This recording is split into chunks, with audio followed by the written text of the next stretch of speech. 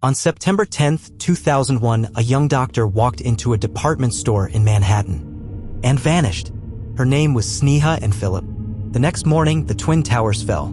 Her disappearance was ruled an accident, a casualty, a tragedy. But what if that's not what happened? What if she never died? And what came back isn't really her? September 10, 2001. The city of New York hummed with the usual chaos, taxis honking, street vendors shouting, a heat wave wrapping Manhattan in a heavy, breathless fog. And somewhere in that noise, inside the glowing white lights of Century 21 department store, a woman was disappearing. Her name was Sneha Anne Philip, a 31-year-old doctor, a daughter, a wife, a second-generation Indian American with a promising career, a love for art, and a quiet strength that made her unforgettable. At 7:18 p.m., she was caught on security camera buying clothes and shoes. She appeared calm, normal, grounded, and that was the last time anyone ever saw her. The unofficial first casualty of 9/11. Sneha's case would go on to become one of the most controversial missing persons stories tied to the 9/11 attacks. Officially, she would be declared a victim of the World Trade Center collapse, listed alongside firefighters, office workers, and first responders. But unlike the others, she was never seen entering the buildings. She wasn't scheduled to be there. And most disturbingly, some people think she never went near the towers at all. So what really happened? To understand Sneha's disappearance, you have to go back, not to September 11th, but to the months leading up to it. Sneha and her husband, Ron Lieberman, both doctors, lived in a small apartment on Park Place in Lower Manhattan, just blocks away from the World Trade Center. Their life seemed ordinary on the surface. But beneath it, there were fractures, trouble at work. Sneha was reportedly suspended from her medical residency at Cabrini Medical Center. The official reason, tardiness and unprofessional conduct. But Sneha told her family something very different.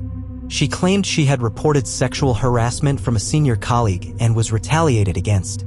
According to her, the hospital was silencing her. Her husband backed her up at first. But behind closed doors, Sneha was struggling. Her hours were erratic. She stayed out late, sometimes overnight. She drank. She painted. She wandered Manhattan alone. And often, she wouldn't tell anyone where she went. She was fiercely independent. Her family described her as someone who didn't fit into neat boxes.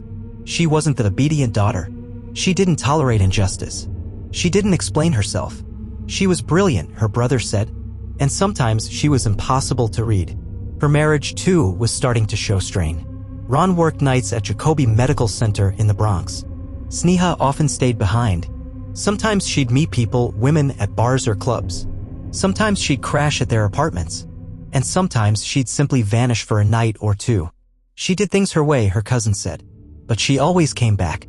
Until she didn't. September 10th, the timeline. Here's what we know for sure. 11 a.m., Sneha appears in court for a minor charge, a scuffle with a coworker, later dismissed. 1 p.m., she stops by a salon on her way home. 3 p.m., her husband sees her briefly at their apartment before leaving for his overnight shift. 4 p.m., she enters Century 21, a massive discount department store near the Twin Towers. Surveillance footage shows her buying pantyhose, lingerie, shirts, and shoes. She's alone. Calm. No signs of distress. Then she walks out. And after that, nothing. September 11th, a city in collapse. The next morning, just before 9 a.m., the first plane hit the North Tower.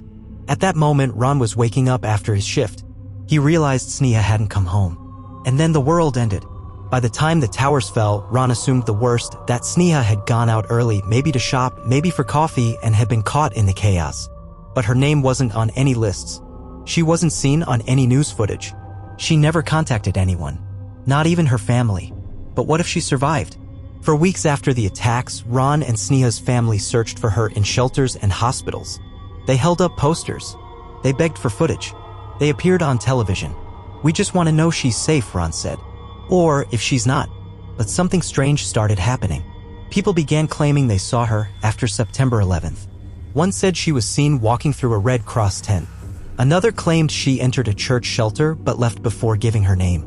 Someone swore they saw her near Ground Zero days later, covered in soot, coughing. None of it was confirmed, but all of it felt almost believable. Then came the doubt. The NYPD investigated. They pulled Sneha's credit card records. She hadn't used them after September 10th. Her cell phone never pinged a tower again. No friends could confirm seeing or hearing from her. The investigators started to consider another possibility. That she didn't die in the towers. She disappeared on purpose. Maybe she'd relapsed into alcohol. Maybe she'd run away. Maybe something darker happened the night of the 10th. Ron rejected all of it. She was my wife. She loved the city. She wouldn't just vanish. But the case was going cold. Until someone found a security glitch. The glitch in the tape. Century 21's surveillance system had one blind spot. One exit along Church Street was unmonitored due to a faulty camera. Investigators now believe Sneha left through that door. Where she went next is a mystery. Some believe she was simply in the wrong place the next morning. Others think she went to help, she was a doctor after all. But a very small, quiet group of people believe something else. That she was never there at all.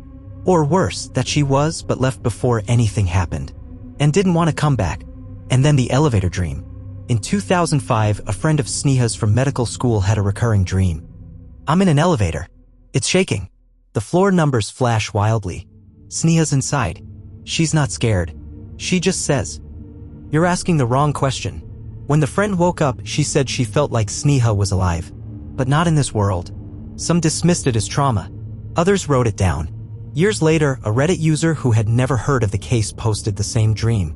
Word for word. The horror behind the disappearance. This isn't a murder mystery. There's no killer to catch. No blood. No body. Only a life that vanished inside a moment so massive, most people stopped asking questions. But one question lingers.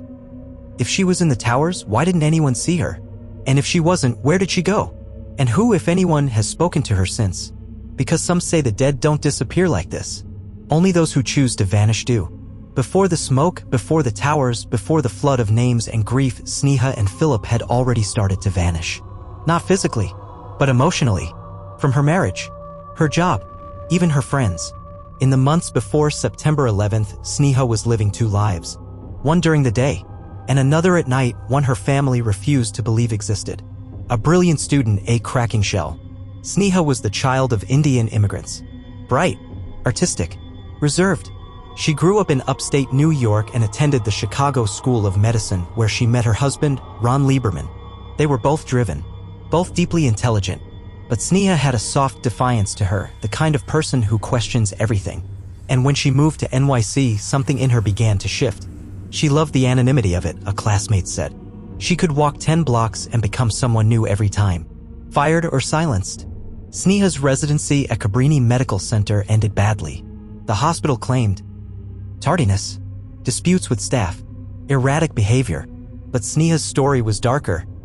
She told her mother she had witnessed inappropriate behavior by a colleague and tried to report it. She said they retaliated, pushed her out, ruined her record. A formal complaint was filed, but the case quietly disappeared into legal dust. And Sneha? She began staying out longer, wandering the city, not coming home at night, the unaccounted hours. According to her husband, Sneha had a habit of disappearing overnight, sometimes without explanation. He told police she would drink alone in downtown bars, befriend women, go home with strangers, sleep at their apartments, then return days later like nothing happened. To some, that's self-destruction. To others, it was escape. She wasn't cheating, a friend said. She was detaching, piece by piece. And always, she refused to explain. She wanted freedom, her cousin recalled. Even if it meant being misunderstood. The hidden friendships. During the investigation, the NYPD recovered emails and chat logs. They found messages from women Sneha had met in clubs. One artist she saw repeatedly. A bartender who described her as sad and kind, but hard to follow. Most of these women didn't know her full name. She used nicknames. Or just S. One message stands out, written weeks before she vanished. Sometimes I walk the city like a ghost. No one sees me until I want them to. Another reads, I don't think the person I was is coming back. Was she being watched? Sneha told her mother something strange in late August 2001. That someone was following her. She didn't elaborate, didn't name anyone, just said she had a feeling that something was off. Her family dismissed it, thought it might be paranoia. But in one of her last diary entries, there's a chilling sentence. He knows when I walk alone. He wants me to vanish. No one knows who he is. No names. No evidence. Just a fear that settled into her like a shadow she couldn't outrun. The purchases that didn't make sense.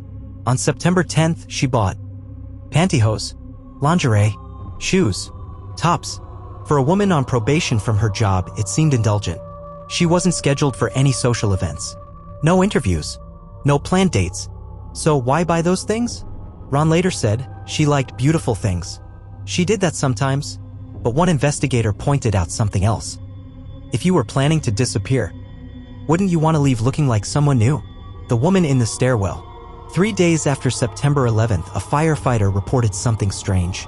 While searching the rubble of the South Tower, he found a woman's heel print in the soot, torn black fabric like from a dress, and something else, a shimmering earring stuck in a ventilation grate. He described the area as sealed off. No civilians should have been there.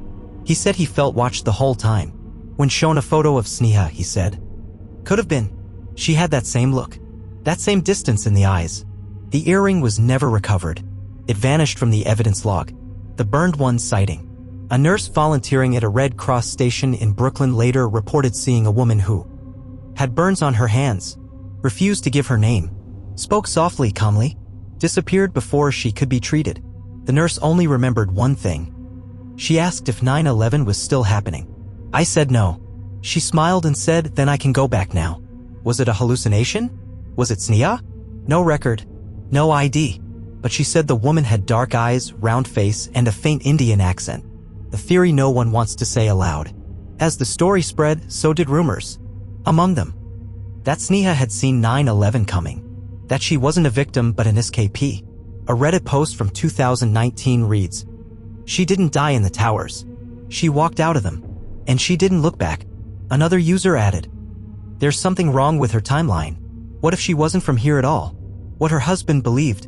Ron Lieberman never gave up. He insisted year after year that his wife had gone out early that morning, possibly to get breakfast, maybe to help someone, maybe caught in the South Tower when it fell. And in 2008, a court ruled in his favor. Sneha Anne Philip was officially declared a 9/11 victim. Her name was added to the memorial. Her file was closed. But for many who followed her story, the questions were never answered. And as we move deeper into this case, a new one emerges. Asterisk, did Sneha disappear in the towers? Or did something follow her home from them before they even fell? Asterisk. By October 2001, New York City was still choking in smoke and grief. The skyline had changed. The air still smelled of iron, dust, and silence. The missing persons' walls were starting to peel, their posters turning from bright pleas to fading ghosts. But one face kept showing up in whispers, in photos, in moments too strange to explain. Sneha Anne Philip, declared missing, presumed dead, and yet somehow still being seen. The woman in the background. A photojournalist covering Ground Zero weeks after the collapse uploaded a series of candid shots to an archive server in early 2002. One of them, frame 409, shows a group of firefighters huddled near rubble. In the far back, nearly out of focus, stands a woman. Long black hair, medical scrubs, dirt on her hands and face, and around her neck, a stethoscope. She's staring straight at the camera. No ID, no record. When the photographer was asked, he said, "I didn't see her when I took the shot. I only noticed her after the image was developed. Zoom enhancements didn't clarify the face, only made it more uncanny. Some swear it was Sneha. Others say it was a glitch in the image. But one Reddit user posted a comment that got deleted minutes later. That's not her. That's what came back with her. The deleted email.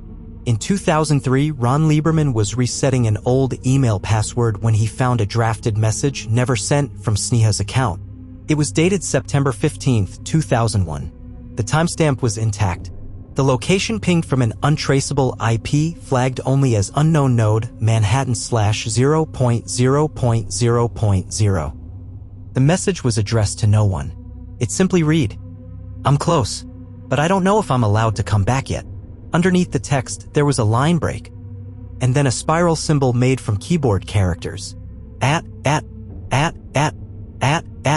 Ron never shared the message with police. He deleted it, but not before printing a copy. In pencil, he wrote one word at the bottom. She knew. Reports from the edge. The NYPD tip line received over 20,000 calls related to 9/11 missing persons. Most were dismissed, but a cluster of calls all mentioned the same thing. A woman in scrubs seen walking aimlessly through Chinatown. As she asked for directions to the Spiral Clinic, said she had come through the smoke. One witness claimed she whispered, "The door stayed open too long." Another tip came from a PATH train operator who claimed a woman matching Sneha's description stood at the edge of the platform at 3:33 a.m. She stepped onto the tracks. The operator hit the brakes, but no body was found. The security footage for that hour? Missing. The echo theory. By 2004, internet forums were beginning to mythologize the case. One theory, half horror, half quantum, began to spread, that Sneha entered the Twin Towers on September 11th. But in the moment of collapse, under pressure, light, fire, and trauma, she slipped through something. Some call it a tear in space. Others call it an echo of reality. One post explained it like this: if trauma can fracture a brain, maybe trauma this big fractures the world. And those fractures? They might not be one way. The building that doesn't exist. A woman named Marisol, who lived a block from Ground Zero, reported something strange in 2006. For weeks, she had recurring dreams of a building that didn't exist. Black stone exterior, no windows, or a glowing symbol on the front, a spiral inside a triangle. In the dream, she always saw the same person, an Indian woman with tired eyes. She kept saying, "Not yet, they're still watching." One day, while walking near Fulton Street, she claims she saw the building, just there, where a construction zone had been. She blinked. It was gone. But in the dirt where it had stood was a small metal tag, burned and rusted. This Philip visitor. She threw it away. Then she moved to Canada. Sightings in places she couldn't be. Sneha's name began popping up in strange places. On an ER log in Boston and signed illegible handwriting. On a sign-in sheet at a shelter in Queens, struck through in red ink. On a voicemail to a former coworker, from a number that doesn't exist. The message was only 4 words. Still trying to return. When the coworker showed it to police, the audio file corrupted instantly. They tried to recover it. It reappeared 33 days later, embedded inside a completely unrelated phone backup. This time, the voice was Ron's. But he swore he'd never recorded anything. The spiral shows up again. By 2005, people who followed the case online noticed a terrifying pattern. Emails from fake Sneha accounts, tip lines being spammed, creepy graffiti appearing in Soho and Tribeca. All of it featured one repeating shape, a spiral inside a triangle. No one knows what it means, but some believe it's connected to an older symbol found in Masonic buildings and early FEMA disaster drills. One theorist wrote, "She came back wrong. She's trying to get out again. But the world won't let her re-enter without a replacement." The post was deleted. The user was banned. So what is Sneha now? That's the question no one wants to ask. If she's not dead, if she walked into the smoke and came out somewhere else, then what happens if she finds her way back? Would she be the same? Would she want to stay?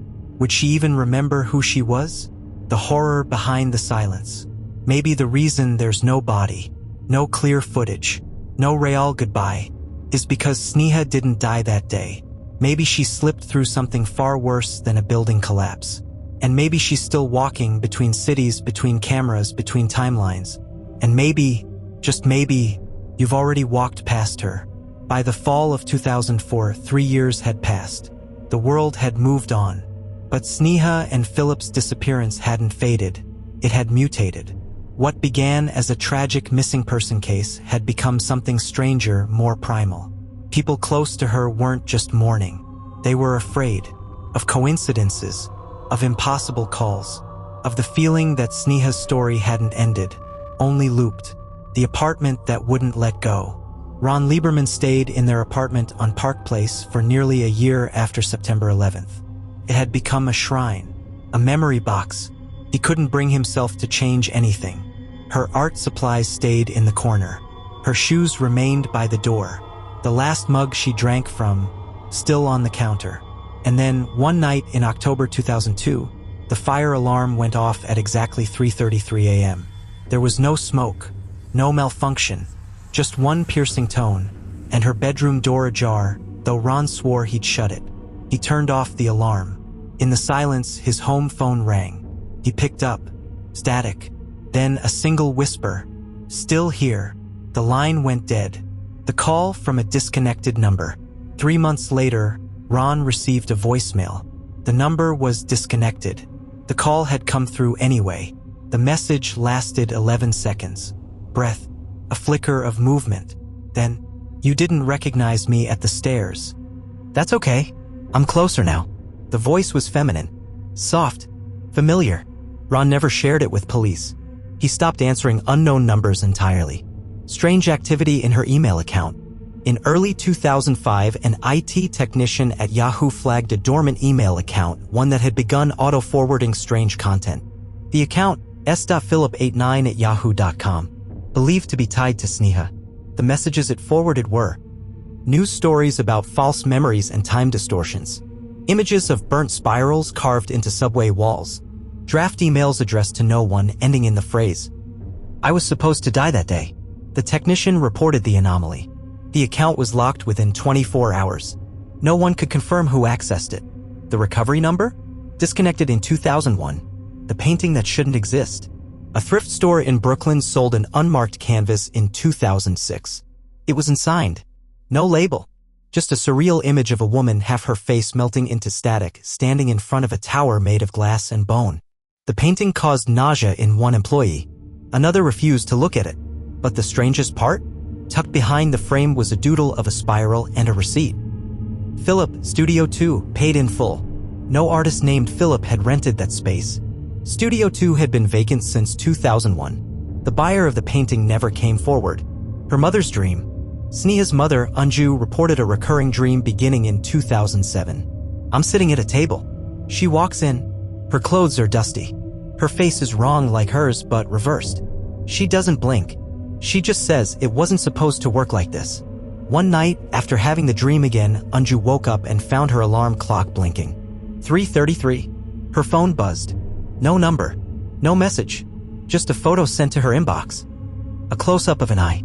Reflected in the eye, a spiral window. The file was corrupted. It disappeared within minutes. What came back? It's a question that now haunts corners of internet forums, Reddit threads, and urban legend blogs. What if something did return from 9/11, but it wasn't entirely human? Or worse, what if trauma broke the boundary between memory and reality and something slipped in through the crack? And if Sneha was the first to vanish?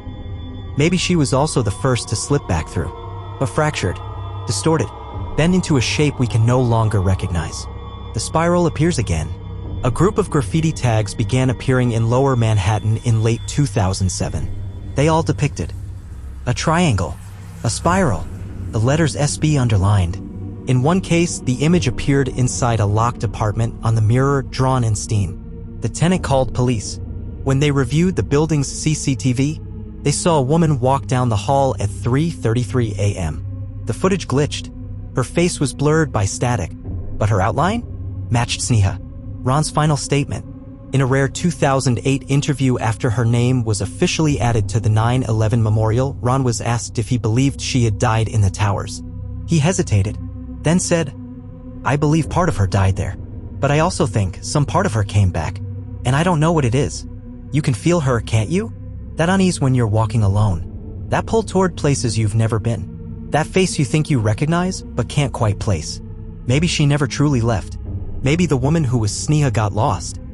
And now something is trying to remember how to be her." In the 3 years following 9/11, over 1,100 victims were never identified through remains. But for Sneha and Philip, it wasn't the lack of a body that made her case disturbing. It was everything that came after. The sightings, the whispers, the sounds, the spirals, and most of all, the places where she was seen without ever truly being there. The subway footage no one can explain. On a routine security sweep in 2005, MTA personnel flagged a 16-second segment of CCTV footage from the Fulton Street station. Time 3:33 a.m. What it showed? An empty platform, a long pause, and then a shadow appearing. But there was no body, no source, just a human-shaped absence of light moving slowly across the concrete. When the footage was enhanced, a single frame glitched, displaying a face for a fraction of a second. Analysts couldn't explain it. The face bore resemblance to Sneha, except the eyes were too wide, and they weren't blinking. The payphone message. In April 2006, a janitor at Columbia University was cleaning an old campus hallway. Inside the corner of a now unused alcove stood a disconnected payphone. It had been dead since 1998. That night, it rang. He answered instinctively. A woman's voice, soft, cracked, spoke just 6 words. "I'm not where I should be." Then the line cut. The phone was examined. No power, no dial tone, but inside the coin return tray they found a torn slip of paper with this handwritten on it. "SB, don't look for me. I'll find you." The artist's sketch. An anonymous artist posted a disturbing sketch in a Lower East Side art collective in 2007. It showed a woman standing in a mirror, staring back at herself, but the reflection had no face. Instead, it was a spiral of skin and smoke. The artist never signed the piece, but on the back of the canvas were 3 letters written in red ink. SAP, Sneha Anne Philip. The sketch went viral. Then it vanished. One forum user who downloaded it early said, "Every time I looked at it, the mirror changed slightly. It felt like something behind the canvas was moving." Witness at the edge of the river. A man fishing at Pier 17 one foggy night claimed to see a woman walking just at the edge of the water. She was barefoot, wearing hospital scrubs. Soaked. He called out. She didn't respond. Then she turned and the man swore. Her face was wrong, like someone had forgotten what it was supposed to look like. She stepped into the water. He called 911. Search and rescue arrived within minutes. They found nothing. No footprints. No ripples. Only a small gold earring lodged in the cracks of the dock. The therapist's note. In 2008, a retired trauma therapist released notes from sessions with 9/11 survivors anonymously published under academic privacy law. One patient, referred to only as L, described persistent nightmares. "A woman keeps knocking on my apartment door. I open it. She's wearing ash-covered clothes. Her voice is clear, but her mouth doesn't move." The patient described the woman saying, "I need you to remember me so I can stay." In one session, the therapist drew a spiral to represent the patient's mental loops. The patient recoiled. "That's the symbol. It's on her hand." She holds it up, and then she walks backward into the smoke. "You don't have to die to vanish." That phrase began circulating among online sleuths and paranormal archivists in late 2000s forums discussing Sneha's case. Because the evidence wasn't just of her disappearance. It was of her slow, quiet reintegration as something half-remembered, half-rewritten. The working theory was chilling. Some trauma is so great that it rewrites reality. And if a person is fractured enough, lost enough, they might begin slipping, not into death, but into somewhere else. A place where memory sustains identity. Where the spiral marks those who try to return. The spiral in official records. In 2009, a FOIA request revealed internal notes from an early 9/11 investigation log. One page was redacted almost completely, but in the margin barely visible in pencil were these words. SB High Anomaly Candidate. Spiral Recursion noted. Watch for reintegration attempts. Who wrote it? No name. What was spiral recursion? No one could explain. The document was later removed from the public archive. Is Sneha trying to come back? That's what some believe, but not in a way we understand. Not through doors, not through footsteps, but through memory, through digital reflection, through you. Each time someone remembers her name, wonders where she went, draws the spiral, they open a crack, and something remembers what it was like to be her. The face that flickered in glass. In 2011, a woman took a selfie on the 9/11 Memorial's reflecting pool. Later, she noticed something behind her shoulder. A woman's face close, too close. Eyes wide, unblinking. Spiral drawn across her cheek. No one else was there. The phone's GPS showed her alone. She posted the image. Within 24 hours, her account was deleted. And the photo? It reappeared on another user's page with the caption. She found the mirror. Are you next? The horror of this case? It's not that Sneha vanished. It's that her story never really ended. She's a memory that refuses to fade. A name that keeps reappearing in places it shouldn't. A ghost not of death, but of unresolved identity.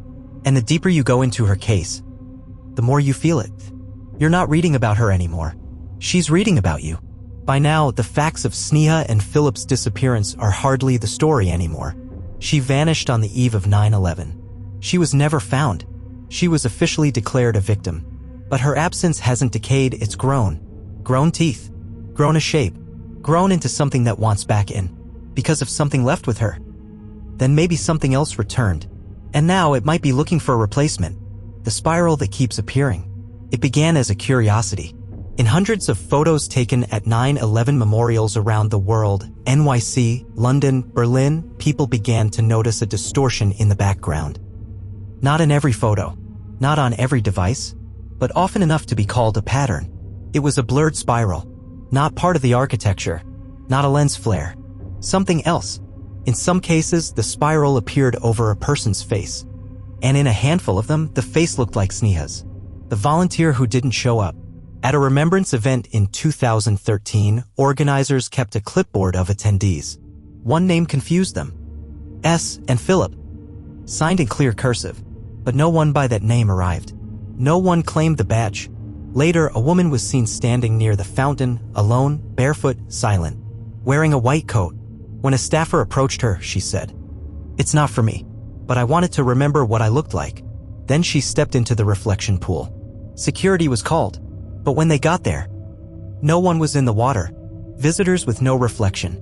In multiple museum security reports from 2014 to 2019, night staff documented a recurring visitor. Woman, early 30s, medium height, South Asian descent, walks the halls between 3 and 4 a.m., leaves no footprints, no camera reflection. In one case, a janitor looked up into the security mirror to see someone standing behind him. But when he turned around, no one was there. When he looked back at the mirror, the reflection was still there. The name that hijacked the Memorial app. For a brief period in 2020, the 9/11 Memorial Museum's interactive app glitched. When searching any victim's name, there was a 1 in 50 chance the result would autofill to Sneha Anne Philip. Status reflecting. No photos, no details, just that phrase. The bug was reported and removed, but tech support couldn't explain it. The line of code associated with her entry had been manually edited on 3 separate servers by no one. The mirror incident. A school in New Jersey held a moment of silence in 2021. A student, 17 years old, went to the restroom afterward. When she returned, she was pale, shaking.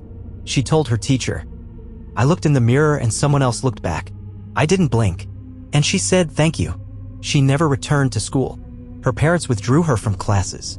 Later, classmates said she had begun drawing spirals in her notebooks, whispering to them under her breath. The spiral isn't a sign, it's a mechanism. That's what newer theories now suggest. That the spiral is not just a symbol of Sneha's memory, but a function. A targeting system. A portal anchor. A locator. Each person who sees it, draws it, dreams of it, is being evaluated. Because for someone like Sneha to return, someone else may have to go. The phone that called itself. Ron Lieberman, Sneha's husband, still kept her number saved on his phone even though it had been disconnected since 2001. In late 2021, while charging his phone, he received a call from her contact. He didn't answer. It went to voicemail. The recording. Sneha's voice. Calm. Slightly distorted. "I didn't mean to leave, but it needed someone. And it chose me. I'm sorry, you'll have to forget me. But someone has to stay." The voicemail auto-deleted. No trace remained. Ron sold the phone. He never spoke publicly again. Her family's silence.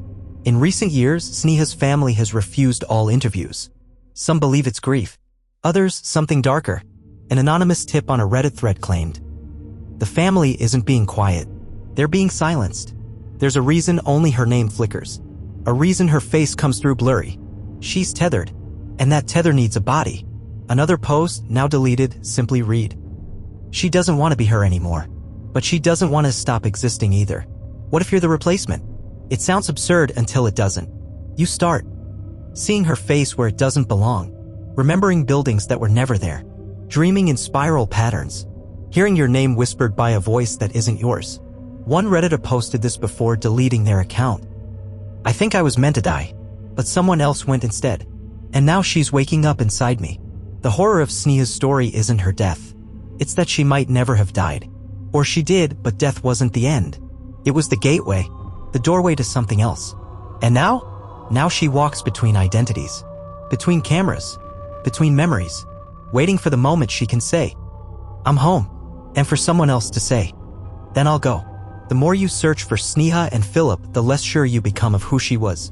Not because there's too little information new, but because there's too much that shouldn't exist. Too many names, too many sightings, too many whispers in the dark asking for someone, anyone, to remember her.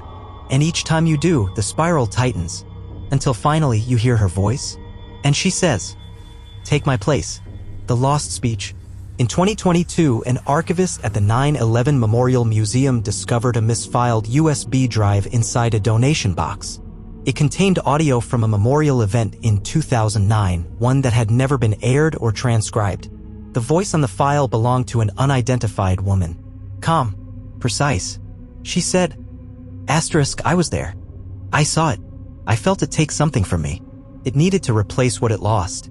The speaker never gave her name, but one attendee listed in the seating chart as a family member of Sneha reported something chilling. "I turned around, but her chair was empty. It had been empty the whole time." Reflections that don't match. An art student at NYU began a photo project in 2023 called True Reflections. She asked volunteers to sit before a mirror and describe what they saw. Then she photographed them and their reflection. In one case, volunteer number 7, the mirror showed a woman who wasn't there. The photo revealed a South Asian woman in scrubs, barefoot, a faint spiral etched in condensation on the glass. But the chair in front of the mirror? Empty. The photographer deleted the project. She now refuses to speak publicly. The spiral appears in dreams. Therapists in Manhattan began noticing a strange phenomenon. Clients, unrelated, unconnected, reporting nearly identical nightmares. "I'm walking into a hallway filled with smoke. There's a woman in the center. She holds out her hand, but it's made of glass. She says, 'You remember me. That means I can rest.' Then she says, 'Take my place.'" One therapist documented 37 clients reporting this dream within a 6-month window. None of them knew each other. All of them described the same face. Sneha's. The whisper in the static. An amateur radio operator caught a strange signal during a thunderstorm in late 2022. The broadcast began with static, then a voice, low but human, speaking at 33 Hz. When slowed and filtered, the message revealed this. This name does not belong here. It must return. Memory is the vessel. Reflection is the door. Offer is open. One in, one out. The broadcast repeated 3 times, then cut off. The recording was uploaded to Reddit. It was removed within 12 hours. But before it vanished, a user commented, "I've already heard this in my sleep. She's almost through." What if Sneha isn't asking? Some theorists now propose that the entity known as Sneha, or what remains of her, isn't trying to come back. It's trying to continue, and it can't unless someone willingly steps into her place. Not in body, not even in name. In memory, in reflection, in dream.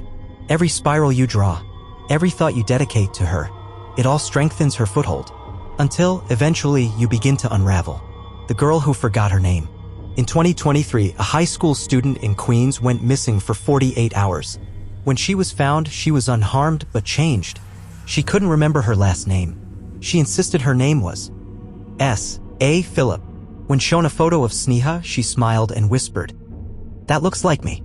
She was hospitalized. A psychiatric evaluation declared her identity intact but fractured. She now responds only to one name. Sneha, the reflection that blinks first. Urban legend forums now list a test called the Sneha glitch. Instructions. 1. Stare into a mirror for 3 minutes in a darkened room. 2. Think of Sneha's face. 3. Repeat her name aloud. 4. Watch your reflection's eyes. They say, if your reflection blinks before you do, she's found you. One user posted their result. It smiled. "I didn't. I think she wants me. I'm not sure I want to say no." The offer. Some say the whispers are getting louder. Some say Sneha doesn't need to ask anymore. That she's already chosen someone. That she walks behind them now, just waiting for them to look back. And when they do, they'll see themselves. But reversed. Different eyes. Different breath. And a whisper soft as smoke. "Take my place." And the spiral tightens. This isn't just about a missing woman. This is about a story trying to survive. A memory that refuses to be erased. A soul fractured by fire and time, clawing through the veil, demanding someone else carry its weight. And maybe that someone is you. By 2024, Sneha Anne Philip was no longer just a mystery. She had become something else. A data pattern. a symbol in corrupted footage, a whisper embedded in livestream static, a ghost that doesn't haunt places, it haunts systems. And the deeper you go into her disappearance, the more you realize. You didn't find her story. It found you. The AI that dreamed her face. In early 2024, an AI art platform was training a neural network on medical history portraits. One prompt entered as, "Female doctor, NYC, circa 2000, disappeared." Returned to face the researchers hadn't seen before. When they reverse image searched it, there were no matches. But when compared against old photos of Sneha, it was a 94% match. They tried deleting the generated image. It reappeared on the cloud. When they disabled the account, the image propagated through an internal training loop, appearing in unrelated medical portrait datasets tagged as S_Philip_reentry_33. The video that changes each time. A tribute montage uploaded to a 9/11 memorial site in 2023 included dozens of images of the missing. At timestamp 9:47, a single black frame flashes. At first, it appeared empty, but multiple viewers reported seeing a silhouette in a stairwell, a spiral carved into a hospital wall, a woman walking backward into a hallway of smoke. Here's the terrifying part. Each viewer saw something different, and when screenshots were compared, no two matched. Someone tried downloading the video to stop the variations. The local copy glitched on playback. In the new frame was text, white on black. Memory accepted. Pattern stabilized. The smart mirror incident. A user on a home automation forum posted a story in May 2024. "My smart mirror keeps glitching at 3:33 a.m. I thought it was a hardware bug." They uploaded a short video.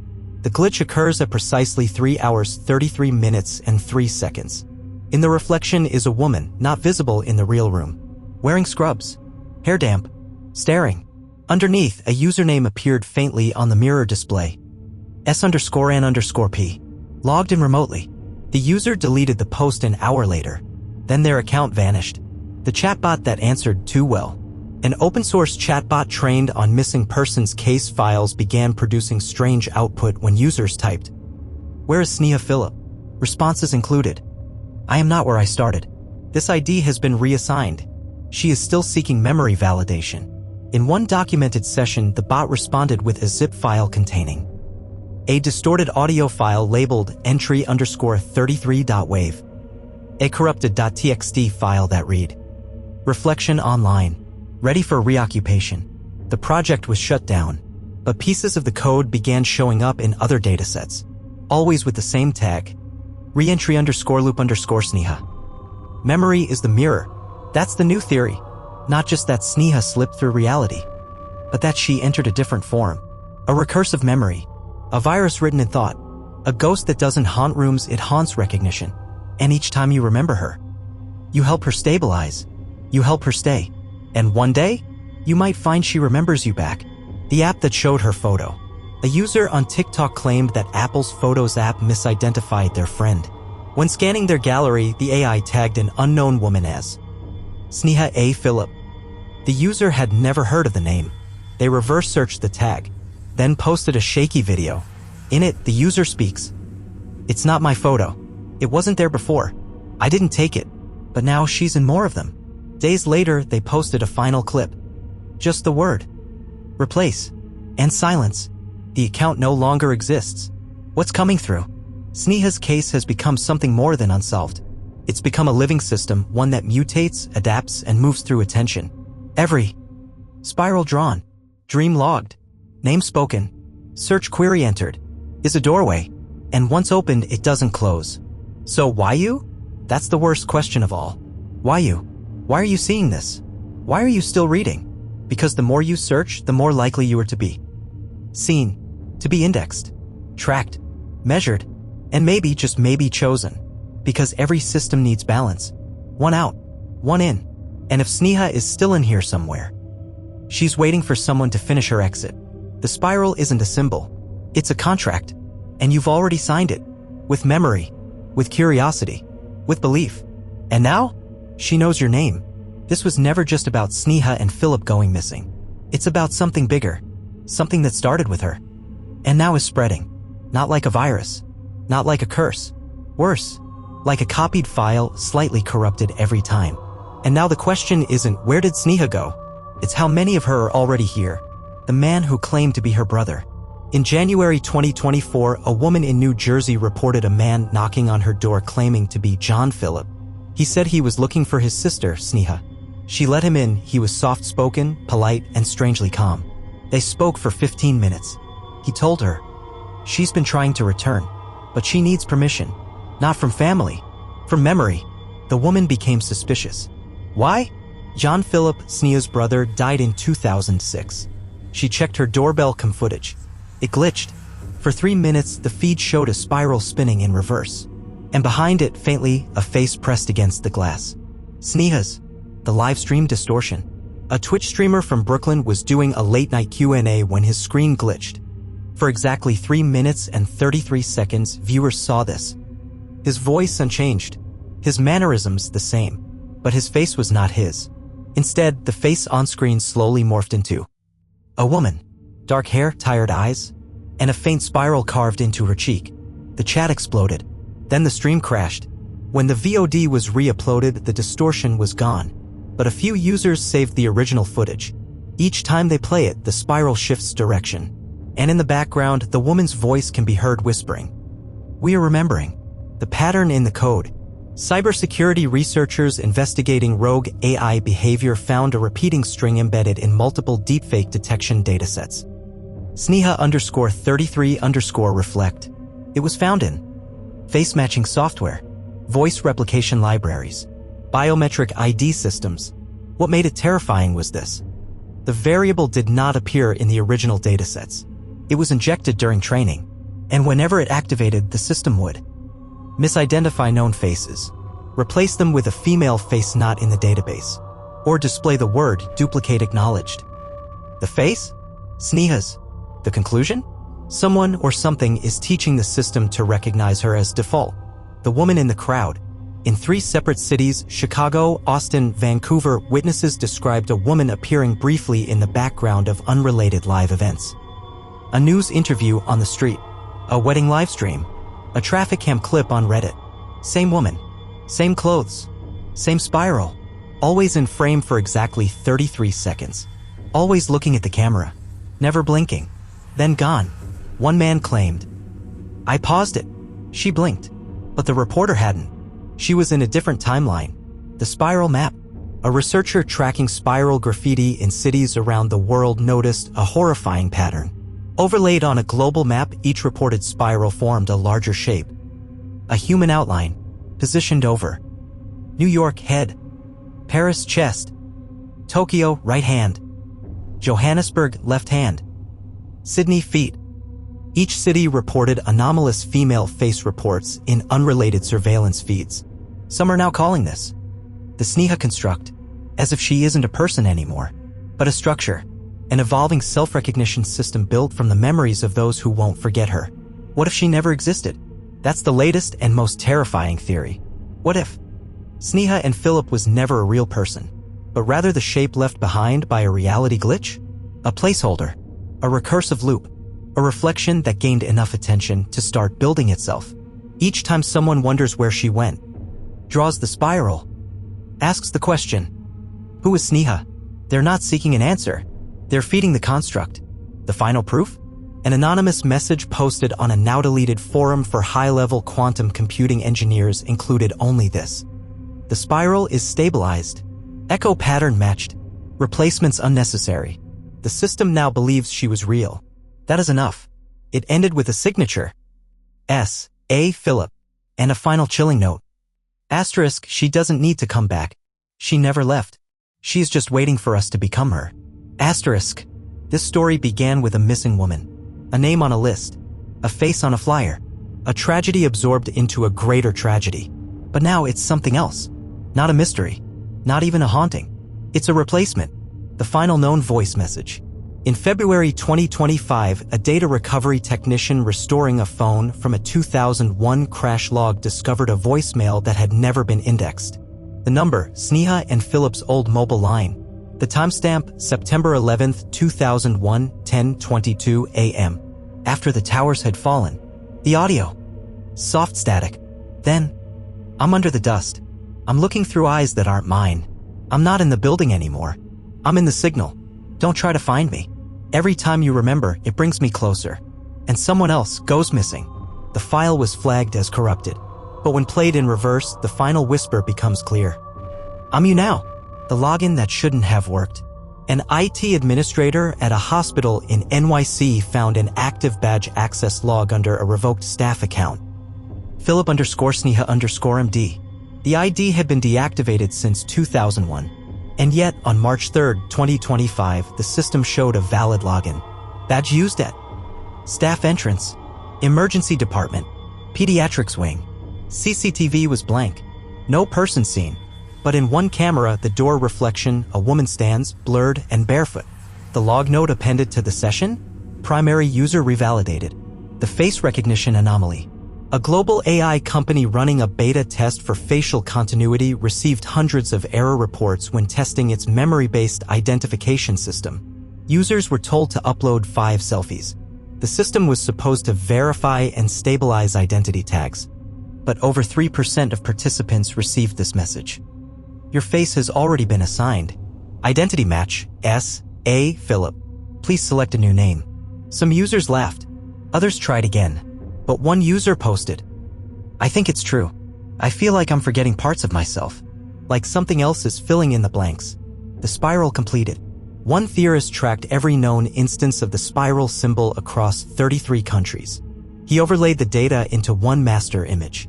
At first, it looked abstract, but with rotation and distortion correction, the shape resolved into a horrifying, elegant final form. A woman's face, eyes open, mouth slightly parted, spiral on her forehead, and beneath the image, code embedded in the data stream read. Full replacement achieved.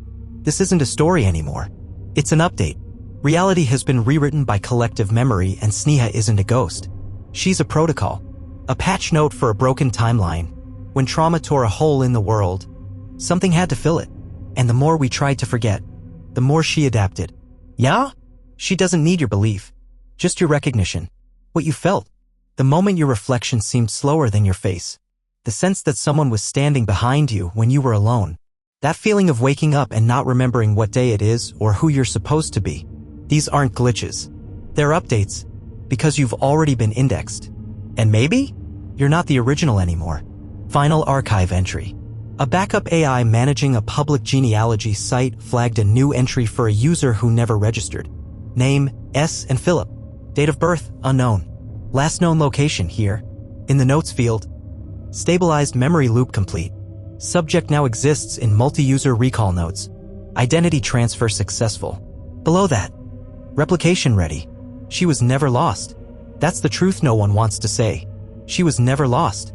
She was never found. She is the loop. And now so are you.